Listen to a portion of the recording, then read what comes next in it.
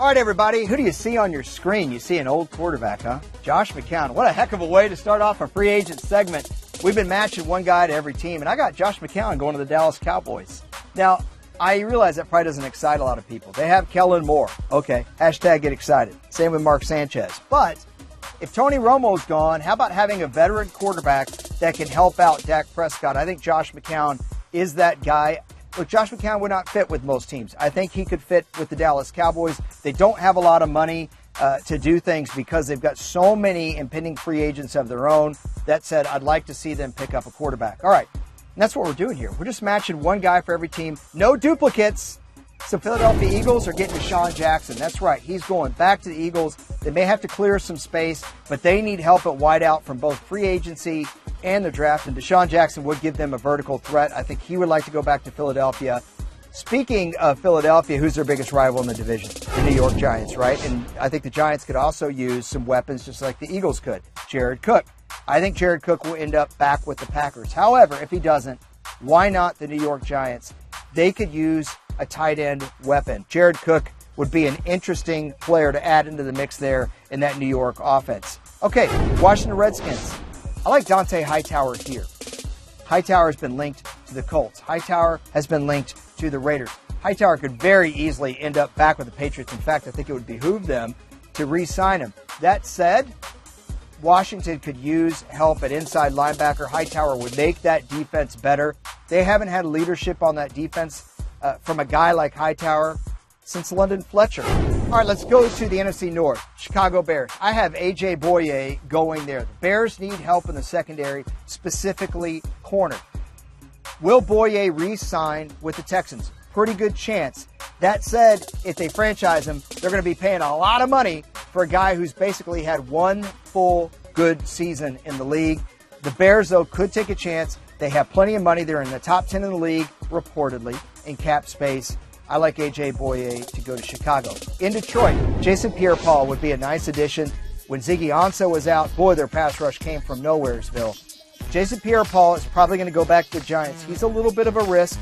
We all know his backstory, but he had a very good year and was a huge reason why the Giants were a top-notch defense. Okay, Green Bay Packers. Speaking of the Detroit Lions, Larry Warford. If they don't re-sign T.J. Lang, why not grab Larry Warford, a guard from your rival Lions? You could plug him right in.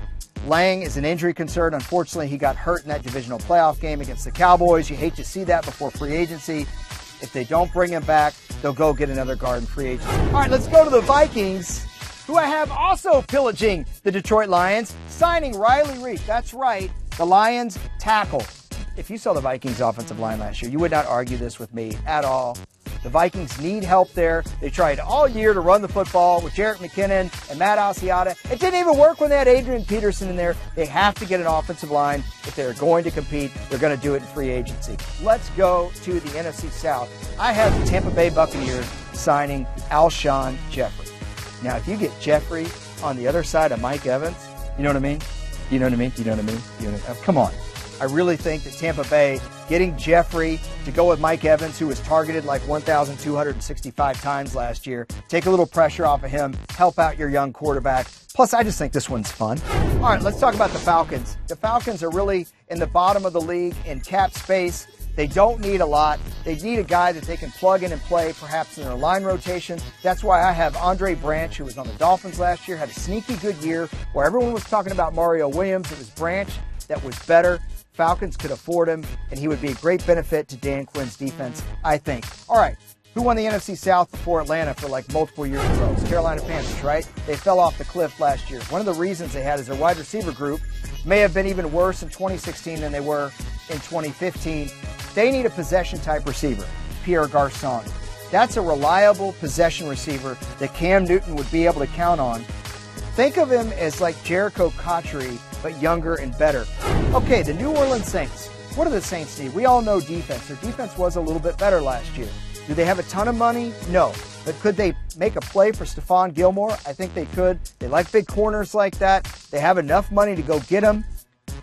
This one's a little bit of fun, a little bit of a stretch, but a major, major need. Of course, New Orleans can address this in the draft, but finding a good cover corner is hard. I like Gilmore to the Saints. Boy, that would be great for them. Let's go to the NFC West. That's where the Saints used to play. Did you know that? Little NFL history for you. That's free of charge. The Arizona Cardinals actually used to be in the NFC East, and they could use a pass rusher. I like DeMarcus Ware. Why? Veteran players seem to love to play for Bruce Arians. Then you have the fact that you think a veteran player like DeMarcus Ware, who's like mid-30s, is going to want a chance to win a ring. Do you think people think the Cardinals are closer to the 7-8-1 team of a year ago or the team that played in the NFC Championship? I'm saying there is a chance. San Francisco 49ers. Who should the 49ers go for? Well, we're showing you B-roll of Kirk Cousins right now because in a perfect world, if I were the Niners and Kirk Cousins was simply franchised by the Redskins, would I trade 2 first-round picks? I'd do it. If the Redskins couldn't come to an agreement with Cousins, would I sign him to a big contract if I were the 49ers? I would do it. This team needs to make a splash. They need to give Kyle Shanahan a quarterback. All right, Los Angeles Rams, Kevin Zeitler, get you a guard. Could the Rams use a lot of help outside? Yes, of course they could.